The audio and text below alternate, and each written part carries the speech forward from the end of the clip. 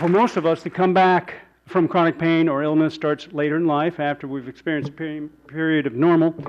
At first, we look back at the good old days when things were easier, when things made sense. But for a select few of us, it is at the moment from birth when the challenge begins. There will never be a day of normal. There will never be a day of routine. But from that great challenge emerges wisdom and courage far beyond one would expect from someone so young. Danea Horn was born with Vactal Association, a rare birth disorder that caused malformations in 6 systems of her body and left her with chronic kidney disease and other demanding health challenges. Her diagnosis was described by Dr. Hardy Hendren of Boston's Children's Hospital as one of, quote, nature's worst malformations. Through this intense journey of physical challenge and self-exploration, Danea's message of embracing our inherent humanity emerged. Her first website, Creative Affirmations, has inspired readers from over 1 million times. Danea blogs for Health Bistro at LifeScript and the Huntington Post. She has been featured in Psychology Today, Goodness Magazine, Mind Body Green, Crazy Sexy Life, KCRA, San Diego Living, and Good Day Sacramento. And also she is the author of Chronic Resilience, 10 Sanity-Saving Strategies for Women Coping with the Stress of Illness. This is a remarkable book. Cynthia read it to me out loud, and it was phenomenal. Every day was a revelation for me. This book will be available for sale during the lunch hour from Danea. It is well worth a look at and a consideration. It is a phenomenal book. So, without further ado, the amazing Danea Horn.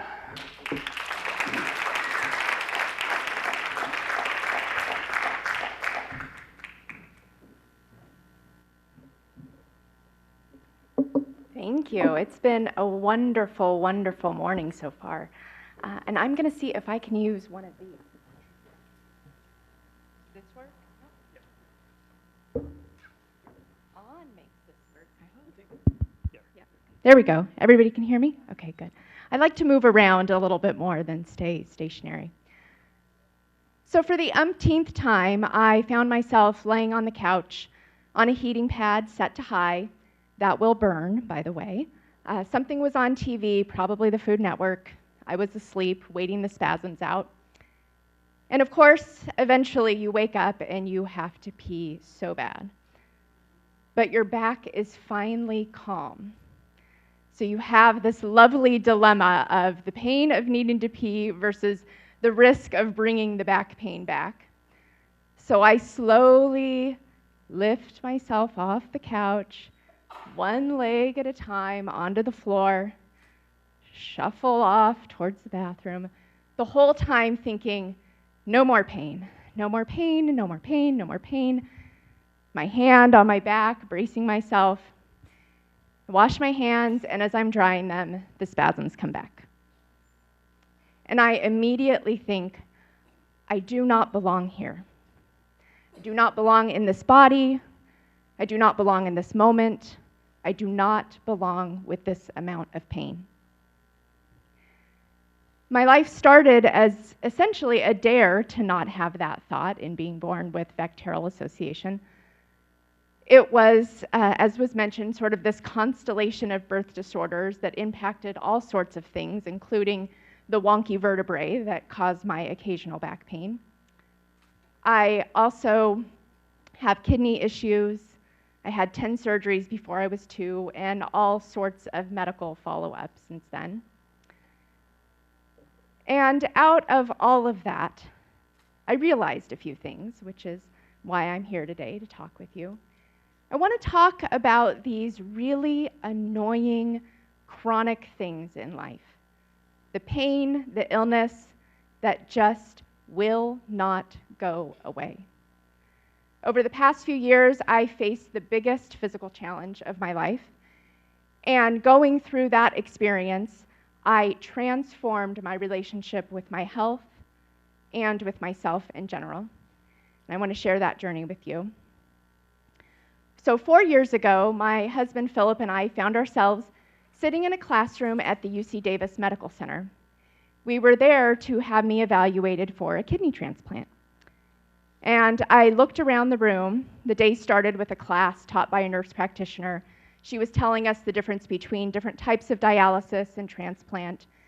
And looking around the room, I was by far younger than everybody there. At that moment, I looked healthier than everybody there. And I so wanted to grab my purse and say, again, I don't belong here, and just scoot out the door. But we made it through the day. We talked about my medical history. We talked about the process of transplant. We talked about some of the challenges, given all of my past things that I've been through. I got through the day, but I had this huge problem. Kidney disease had already meant that I couldn't carry a pregnancy. It had already meant that I saw the doctor a lot and managed my health, but something about potentially needing a transplant took the drama factor over the edge for me. I didn't understand the concept of not being able to survive without somebody else's organ put into my body. So I had this huge problem, but I was determined to fix it. So when you have a huge problem, the first thing you do, and the thing we did after we left UC Davis, was we went and got cupcakes, because for me, sugar kind of smooths some of those edges and makes everything better. Other things that are good for that are like super cheesy pasta, or piles and piles of cookies, or, you know, on the healthier end, maybe a glass of warm tea. But then by the next day, I realized, okay, I still have this problem, and what do we do when we have a problem? We sit on the floor of the self-help section at our local Barnes & Noble. Yeah, I can see you've been there. And there were some really great book titles, like The Miracle of Mind Dynamics, Obtain Complete Control Over Your Destiny. And boy, did I need complete control over my destiny. There was also You Can Heal Your Life, and at that moment, my life needed some serious healing. And so I began this journey of reading book after book after book. At least when I read Eat, Pray, Love, I could kind of convince myself that I was reading a travel book, except by the end, I was on Google looking up ashrams in India, convinced that if I could find the right guru, then he would teach me how to heal my body or to regrow the second kidney that I wasn't born with. But of course, my numbers got worse. Despite that, after every book, I was so hopeful and so energized and so convinced that that was the answer. The affirmation, my go-to at the time, was, I am renewed and restored to perfect health, mind, body, and soul. I said it over and over again. I whispered it, I shouted it, I said it into a mirror, and it didn't work. So then I decided to meditate. And that didn't work, so I created vision boards. And I wrote over and over again in journals. I tried to heal every past hurt and sorrow and thing that had gone wrong in my life. I gratitude journaled, and still my numbers were getting worse. What was happening at the time was that I had this expectation that somehow all of these practices were going to cure me. And they are so valuable. There are so many great things that we can do for ourselves that don't necessarily lead to a cure. And that I didn't understand at the time. So I was still convinced that, well, maybe my issue, maybe the thing that's manifesting as kidney disease in my life is buried so deep in my subconscious that I'm going to need somebody else's help to get at it. So I went to psychotherapy. And then I went to hypnotherapy. And the hypnotherapist confirmed that, yes, my issues were very deep and probably related to all the stuff that went on before I could even speak or have memories before I was 2. And they were so deep that the hypnotherapist couldn't help, that I would need an intuitive to interpret these early life experiences. And I went through all of that. And I searched, and I searched, and I searched. And essentially what was happening is that instead of really creating positivity in my life, I was creating more and more stress. So this is what happens. Say you have this podium. The podium can be, for me, kidney disease, or it can be chronic pain, or any other challenge we face. And you want to move this podium. You want it out of your life. You want it off this stage. So you push. And it doesn't go anywhere. So then you push with your back, and it still doesn't go anywhere. So then you go out and you find 10 people and you start complaining about the stupid podium that you really want to move, but that is stuck to the ground, and what can I do? And they don't really have any answers.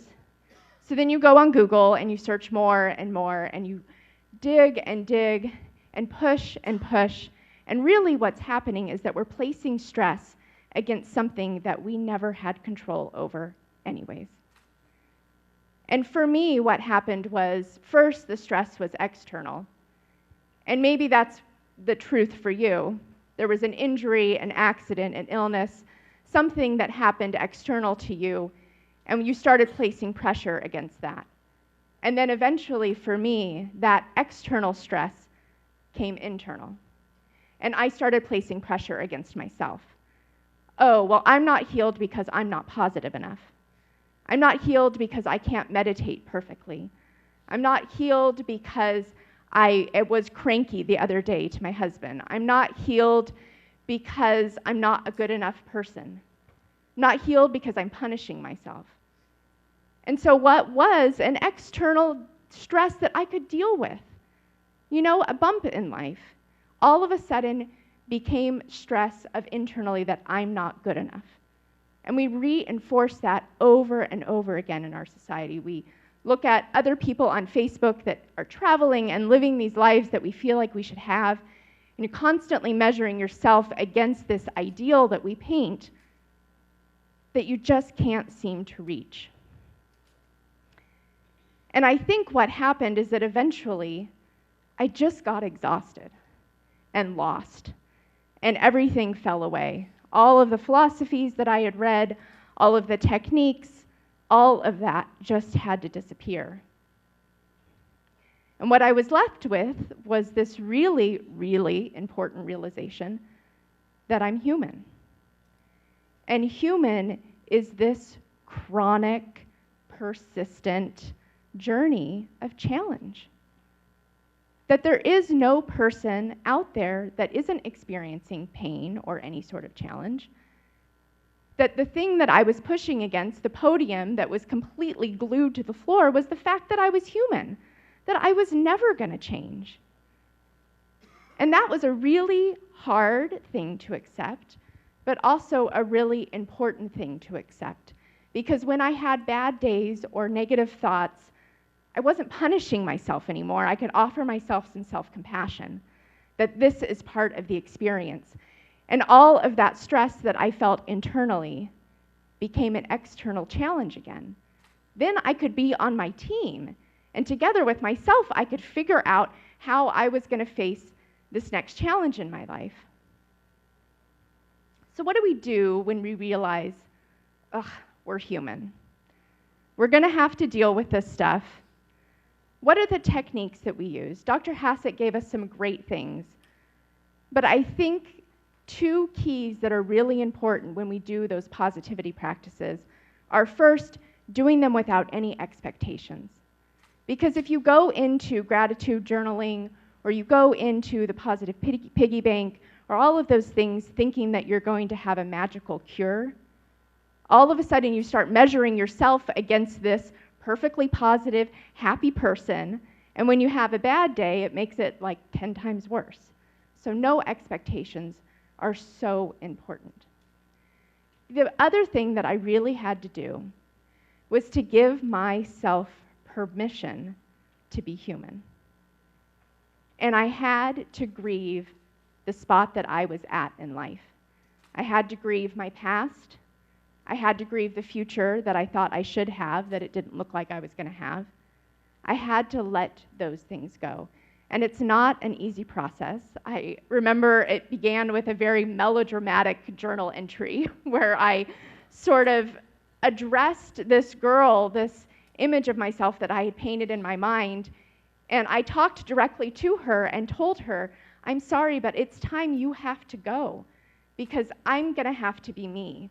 And me means that I'm going to be cranky sometimes, and sometimes I'm going to eat too much sugar, and sometimes I'm not going to work out, and I'm going to have good days and bad days, and gosh, I might even need a kidney transplant.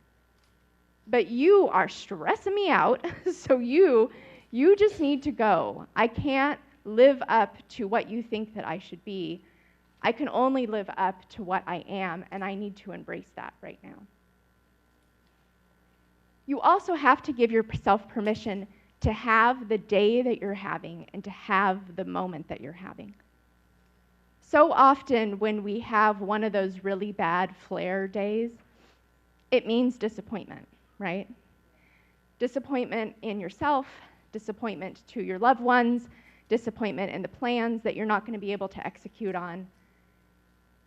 And you have to give yourself permission to have those days and to do what you need to do on those days. If it means that you need to take some medication that you try not to take, if it means that you're going to spend all day on the couch watching really great, trashy reality TV, then that's what you do. If you need to have like a 4-hour cuss session, man, go at it. Like, you're human, and it is a chronic journey, almost like running a marathon of day after day. So offer yourself that. Offer yourself some compassion for having the experience that you're having in the moment that you're having it. The other thing I had to give myself permission for was also having good days on the other side, allowing myself to really enjoy those without fear that my back pain or something else was going to get in the way of enjoying those things. So I grant you and I implore you to grant yourselves permission to be in the moment you're in, with the emotions that you're having, with the challenges that you're having. Just allow yourself to do that. The second most important thing that we're here to talk about today is resilience. And so once you've given yourself permission and you say, okay, fine, I'm human, I'm in a human body, and this human body has some massive issues. What am I going to do about those things? So resilience is essentially the belief that we can create a better future, a belief that we can impact whatever our challenge is. And I automatically know that everybody here with us today and everybody watching online, everybody is resilient. Because if you weren't resilient, you wouldn't be here. The fact that you're here means that somewhere within, you believe that you can do something to positively impact the pain that you're having. And yes, amen. If you didn't believe that, you wouldn't be in this room. So we already know that you're resilient. Now, I think that resilience in some ways can be a kind of esoteric concept. We talk about it a lot. We hear studies where if you're positive, if you're resilient, if you have that, you get knocked down and you can get up again, we see that people that inherently have that have better outcomes. But what is the practice that we can do every day to cultivate that in a really authentic way? In a way where we're not trying to kind of game the system and change our outcome, but in a way where we're just really taking ownership of whatever the challenge is. If it's this podium that's nailed to the ground that you don't want to move, well, you didn't cause this to be in your life. You didn't cause the chronic pain to be in your life. I didn't cause kidney disease. I didn't cause what I was born with. But dang if I'm not going to own it. If I'm going to let my pain own me, or my challenges own me, it's over. Taking ownership, saying, whatever this crappy thing is, I am going to make the absolute best outcome that I can from it. So the thing to do, the thing that I did when I came to this realization that I was human, when I finally gave myself permission to be human, was I took a yellow Lego pad and I sat down and I wrote out everything that was in my control. I made an actual physical list because I was too in my head and wrapped up in all of these spiritual and metaphysical techniques. I needed something on pen and paper that as I got closer to potentially needing a transplant, that I knew I could place my attention on. Because what happens is when we're stressed, we place our attention on the one thing that isn't in our control. When you're having a pain flare, that's immediately where our attention goes. But the flare, the feeling of pain isn't in our control. What is in our control is what we do to impact that. So really make a list. Dr. Hassett gave us a great start to that list. We know that we can have gratitude practices and that we can place our focus on more positive things in life, but then add the really concrete things in there too. One thing that I can control is never leaving my house on a vacation without a heating pad or without my medications. I can control the medical team that I work with. I can find the best doctors that want to listen to me. I can control if I work out. I can control how, if I say no to something that I realize is way too much.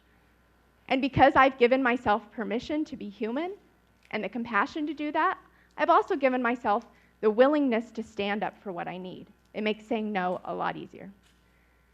And then one of the big things is diet. We can all control our diet, and we probably all know how diet sort of impacts our health.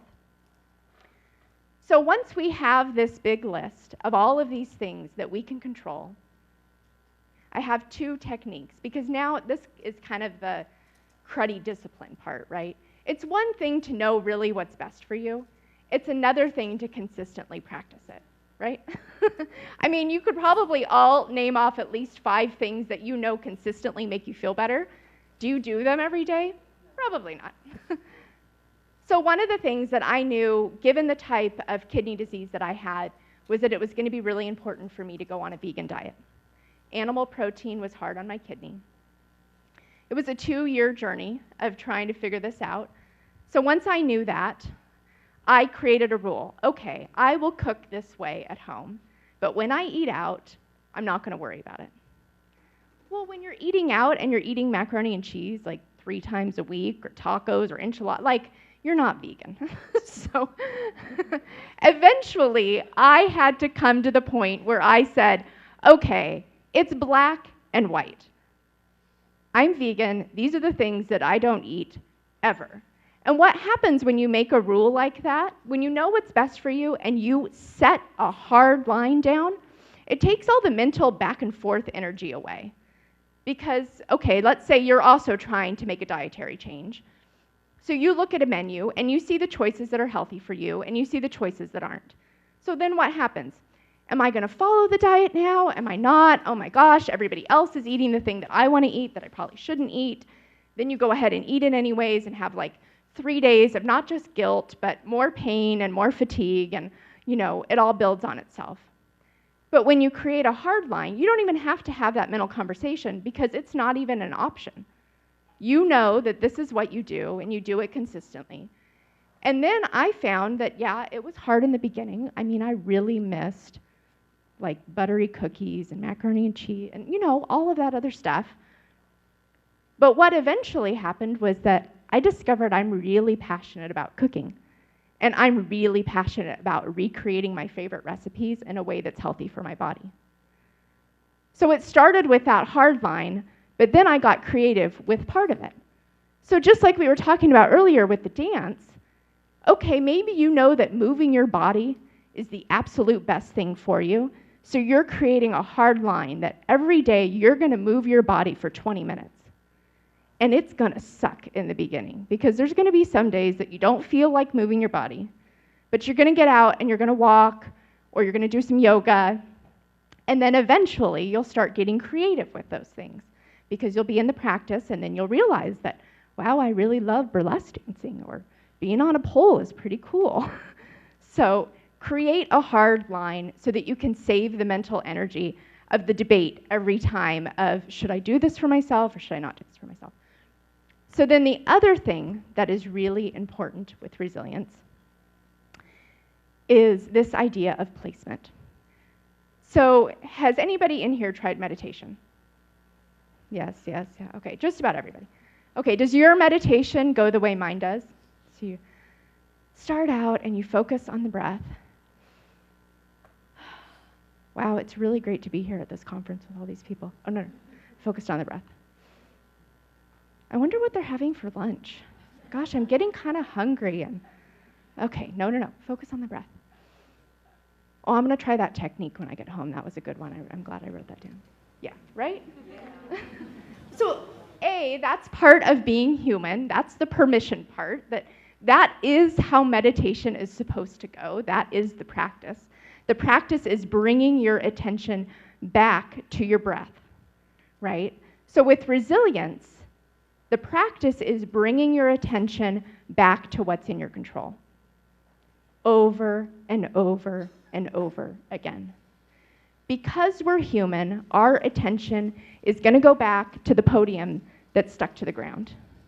It's going to go back to the pain. It's going to go back to the things that we have no control over. But because we're resilient and we believe that we can do something to impact our health and our challenges, we have to bring our attention back to that thing that's in our control. Not just once, not even just every day, but sometimes every meal, sometimes every moment, and do the things that we know are good for us consistently. One of the biggest challenges I had, and why I wanted so hard to avoid kidney transplant, I know that it's such a miracle for people that have spent years on dialysis, but it also involves suppressing your immune system. You can't have a kidney transplant without suppressing your immune system because your immune system would recognize it as a foreign entity. And so because you suppress your immune system, it means that you're susceptible to colds and the flu and the sun, as well as bigger things like cancer. I just knew how important our immune system was. I thought about every door handle I touch and hand I shake, and it totally freaked me out about what was it going to be like living like this. And the medications that you take in order to suppress your immune system can be really hard on some people. They have nasty side effects. And that was the part that I didn't want. And that was the part I put my focus on. But again and again, I had to bring it back from that to that list that I had written down on the yellow legal pad and said, okay, if I have a transplant and if I have to take these medications, I know that I can consistently eat a really healthy diet. I know that I can consistently work out.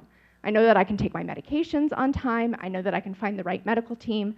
I know that I can be germ smart. I can train myself in how to live in a way that I can protect myself and my immune system. And so every time I found myself in fear about those things, you just drag your attention back. And sometimes it's not easy. And it involves that permission piece. I had to grieve the potential loss of my immune system. That involved a lot of tears. But then you decide, okay, I'm going to own it. If this is going to be my reality, I am going to own it. So on October 7th of 2013, just as the little jumping mouse did, my husband said, I have 2 kidneys and you need one. And he donated his right kidney to me. So I am just about 2 years post-kidney transplant. And the one thing I had tried so hard to avoid brought so much healing into my life. Healing takes so many forms. It can look like Western medicine, it can look like Eastern medicine, but it always starts with giving ourselves permission to be who we are with the body that we have. And then it always looks like taking ownership of whatever the challenge is that you're facing. And then once you take ownership, consistently, again and again, doing what's in your power to give yourself the self-compassion and take the action that you know helps you feel better. We have to do that every day. And I am happy to say that post 2 years transplant, I've been taking those medications that I tried so hard to avoid taking. I've been immune suppressed for 2 years now, and I have not gotten sick once.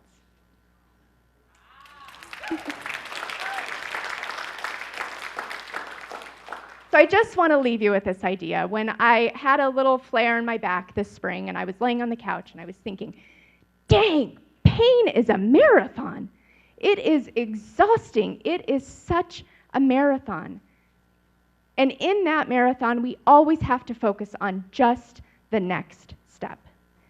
Because life is chronic, we have to be chronically resilient. Thank you for having me.